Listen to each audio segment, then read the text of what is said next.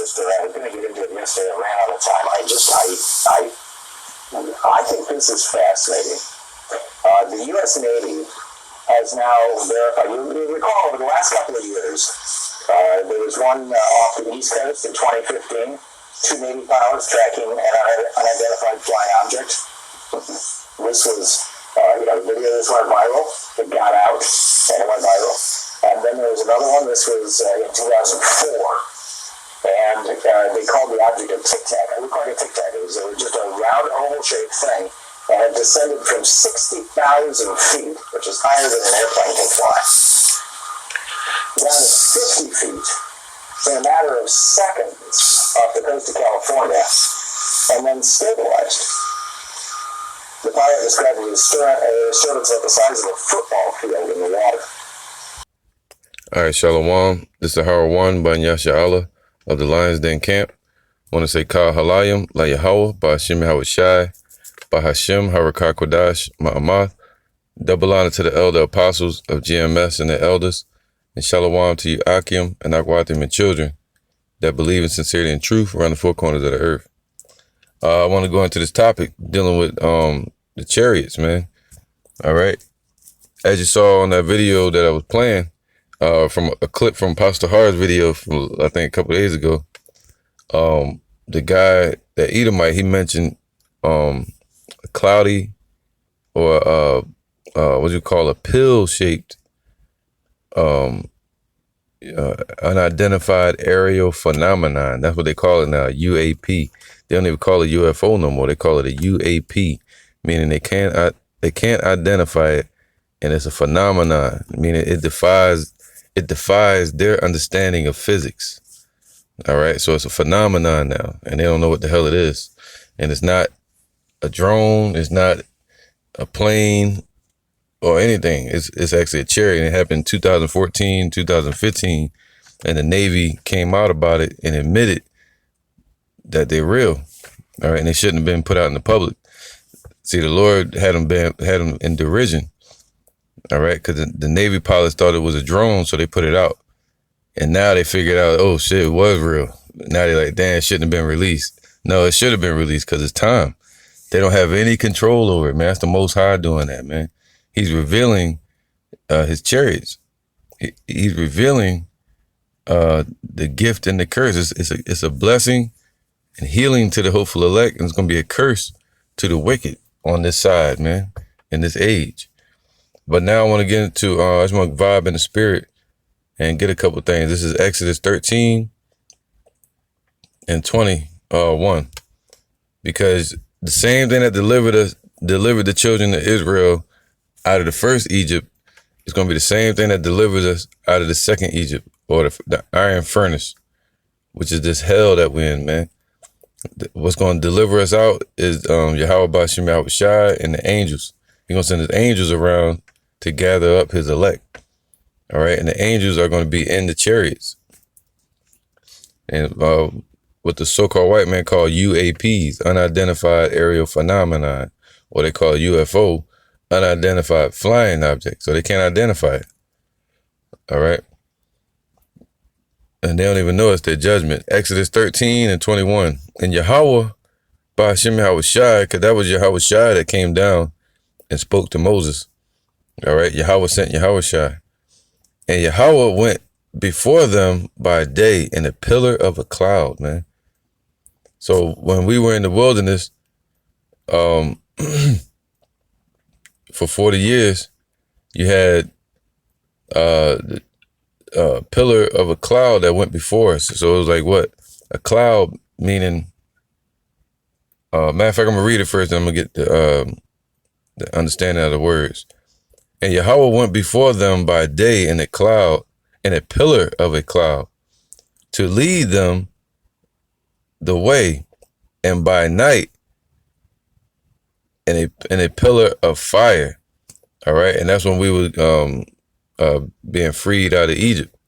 Now, after that process, we were still in the wilderness for 40 days and 40 years, I mean. All right. And the Lord protected us. He ain't have anything happen to our clothes. All right. Except for the wicked ones. He let them die off and took their children into Canaan, with Joshua. But he was protecting us, man. He gave us manna, food from heaven. So it's like, yo, we don't need anything, man. The Lord is able to protect us outside of this society.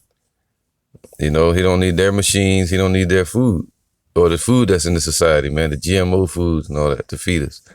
The Lord can just, he has different ways to take care of us, man.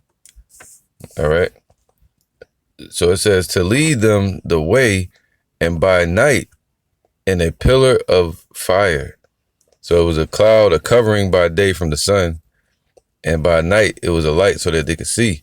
And that light was so bright that none of them would trip over each other or anything. All right.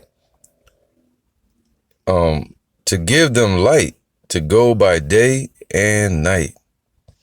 He took, so that way he can keep them moving, just like a truck driver keeps moving day and night. All right. He took not away the pillar of the cloud by day, nor the pillar of fire by night from before the people, man. So let's get that word pillar.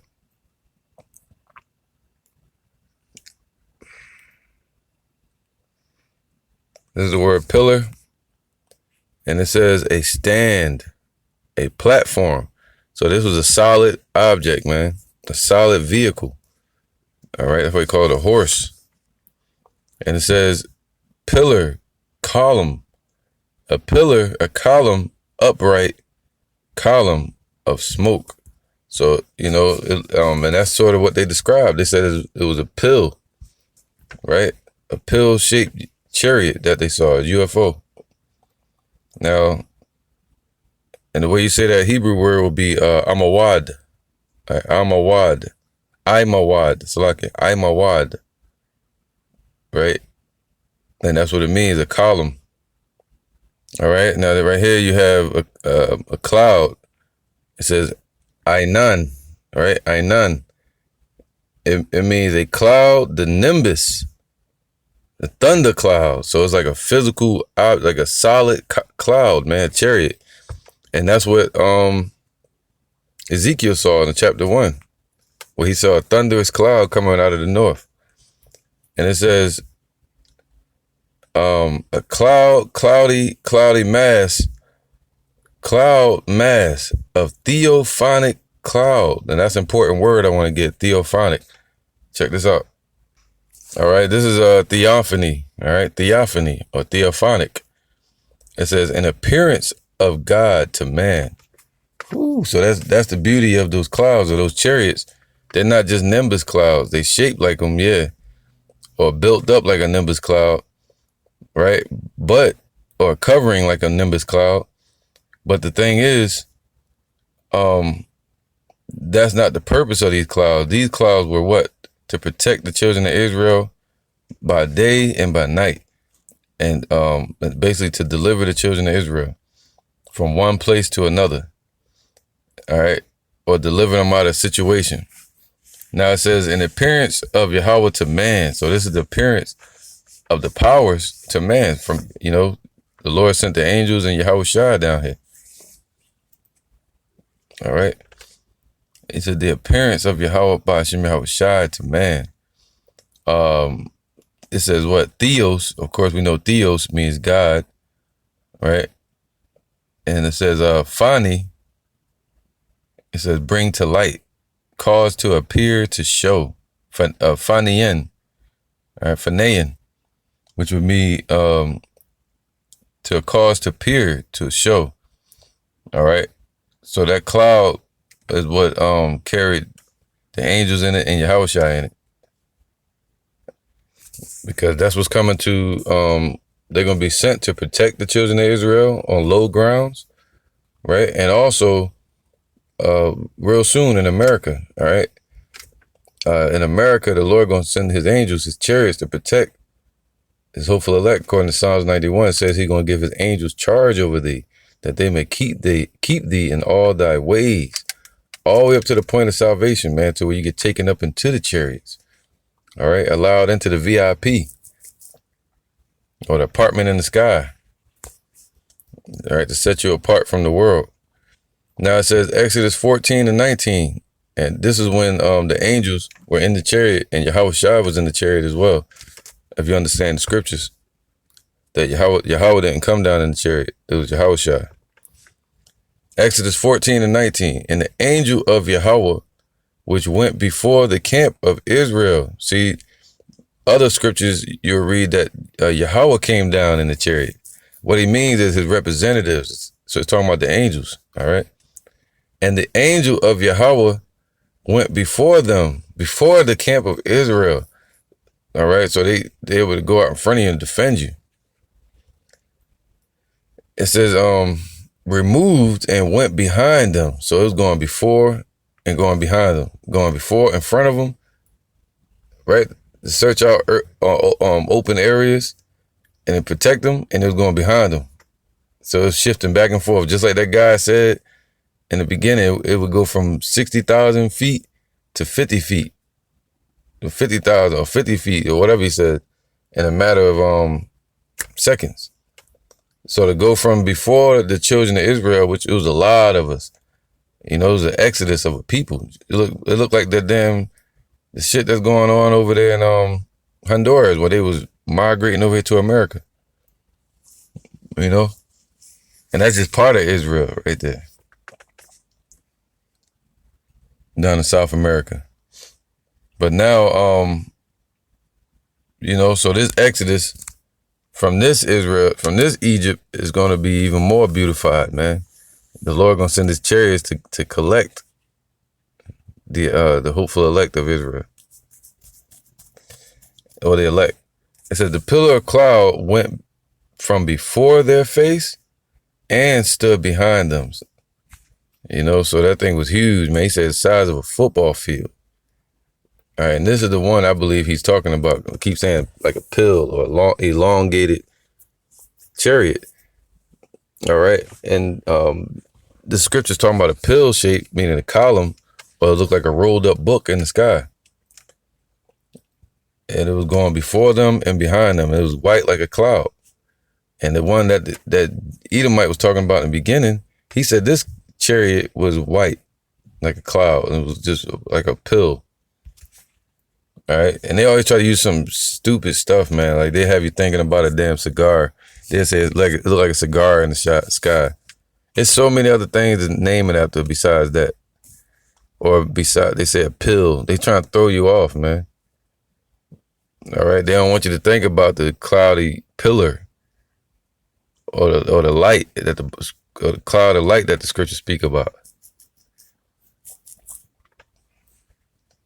All right. It says, and it was a cloud and darkness to them.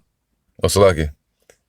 Verse 20. And it came between the camp of the Egyptians. And so the Egyptians started chasing them after Pharaoh hardened his heart. The Lord hardened Pharaoh's heart again. He started chasing after the children of Israel. Right. And as the Egyptians were approaching, the angel, the chariot went between them, man, controlled and went between them. It says what? And it came between the camp of the Egyptians and the camp of Israel. And that's the same thing the Lord going to do today. He's going to send his chariots to divide between wicked and righteous. All right, the tares and the wheats. To do the gathering of the harvest. All right. So, and it says, but it gave light. Oh, Salaki. And it was a cloud and darkness to them. So like a storm to them, man, blocking them. All right. But it gave light by night to these, so that the one came not near the other all night. So you walk in the dark, but imagine it being so bright from this chariot that you can see the hairs on each other's coat. You can see the space between each other, that you never brush into each other or step on anything. That's the same way that symbolic of how the angels are going to be protecting the hopeful elect during the time of Jacob's trouble. They're going to light your path, man, spiritually, that you don't fall. All right. It says, and Moses stretched out his hand over the sea, And Yahweh caused the sea to go back by a strong east wind all that night, and made the sea dry land, and the waters were divided. And that's when he parted the Red Sea and let us walk over. And now, so he made a way of escape. All right. And now, the Lord said, the destruction that's coming here, the fire is not going to touch the elect. Only with thine eyes shall you see the destruction of the wicked. So the Lord is going to part them waters again for us. All right. So he told Moses to act it out. Now, as the angels are protecting the children of Israel, the Lord going to be giving his elect spiritual power, spiritual abilities. All right. Verse 22, and the children of Israel went into the midst of the sea upon the dry ground, and the waters were a wall unto them on the right hand and on their left. And the Egyptians pursued and went in after them to the midst of the sea, even all Pharaoh's army, Pharaoh's horses, his chariots, and his horsemen. All right. So it's just like Esau was raised up like Pharaoh today, just so the Lord can show his power, show his might. All right. And now, and destroying Esau around the whole four corners of the earth, show that the Lord rules the whole earth and the universe. So he destroyed their equipment, their might, their military. All right, verse 24. And it came to pass that in the morning watch, it says Yahweh, but it should say Yahushua there, but it wouldn't say that back in the Old Testament. It would say Yahweh. It said by the morning watch, Yahweh looked Ba'ashem Yahushua looked unto the host of the Egyptians through the pillar of fire and of the cloud. So from the nighttime till the daytime, the Lord was watching them through the cloud and troubled the host of the Egyptians. Wow, man. All praises to Yahweh Ba'ashem Yahushua, man. All right, that's the type of power we got protecting us. He watching everything. And took off their chariot wheels. So as they going through there, the Lord was watching them all night and all day, let them get it just as far enough into the waters, into the Red Sea, and then he took off their chariot wheels so they couldn't run. That they drave them heavily, so they started trying to really dragging through the damn mud and shit. So that the Egyptians said, let us flee from the face of Israel, for Yahweh fighteth for them against the Egyptians, man. So the Egyptians know about our God, man. All right. In this world, Esau is going to know about our power now. The ones that don't know, they're going to know about Yahweh Ba'ashem Yahushua now. That's why they're astonished and they're shocked at the things they're seeing pop up. And the Lord is allowing himself to be revealed. And, you're going to see thousands of chariots real soon. All right. All right, this is Zechariah 5:1. Then I turned and lifted up mine eyes, meaning he was looking into the sky at this right here, right? This is in the sky. He said, then I turned and looked up my eyes, right? It says, then I turned and lifted up mine eyes. All right, where's lifting up your eyes? To the sky. Just like the Lord told us to look up in these times, man, because that's where the chariot's going to come from, out of the sky. And they can drop from 60,000 feet all the way down to the ground in seconds if they wanted to. So it's nothing, man. We completely covered. Then I turned and lifted up mine eyes and looked, and behold, a flying roll. I so looked in the sky and saw what they're saying is, they call it a pill. This ain't no pill the size of no damn football field. They should have said it looked like a pillar. Back then they would have said a pillar, or they would have said a roll. Today they saying a pill or a cigar. It looks like a cigar in the sky. They full of it, man.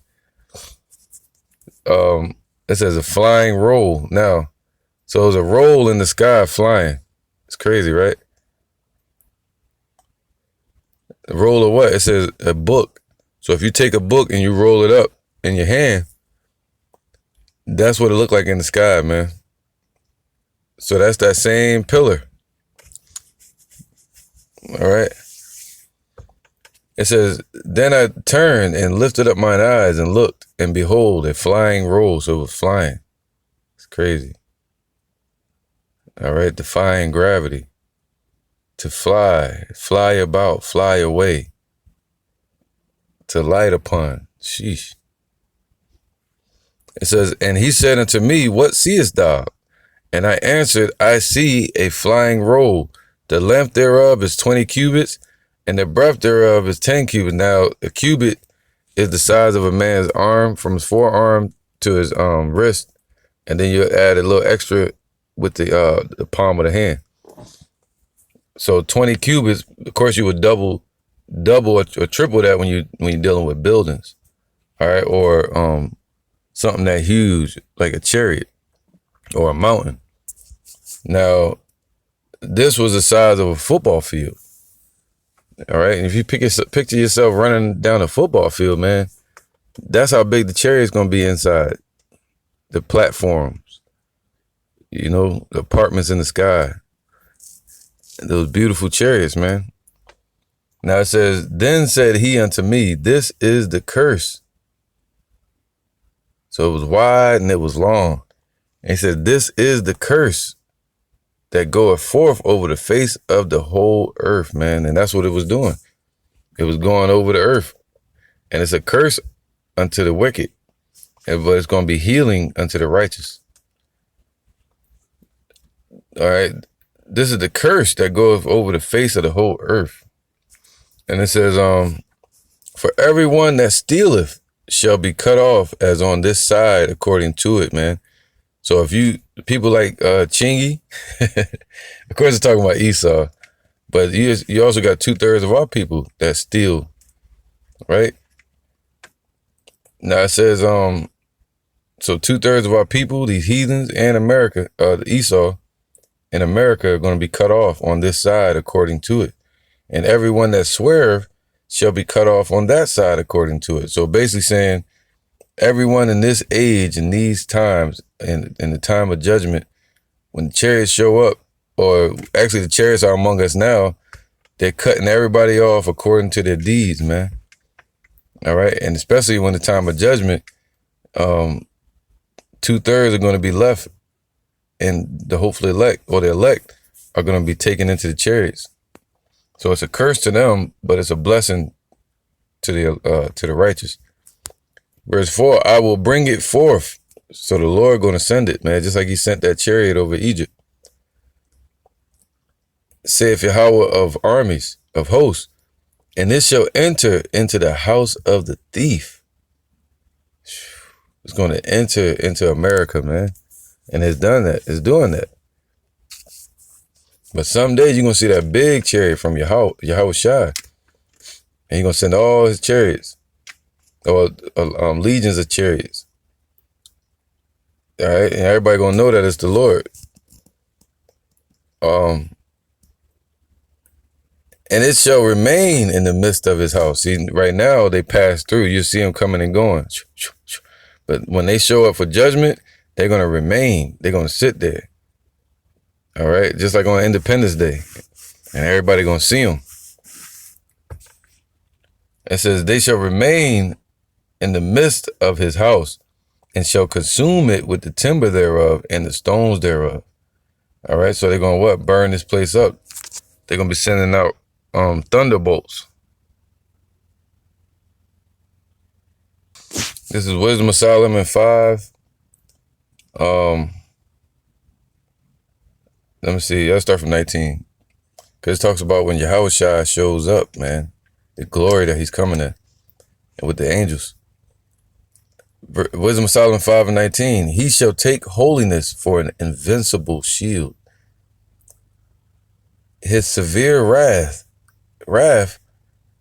shall be sharpened for a sword.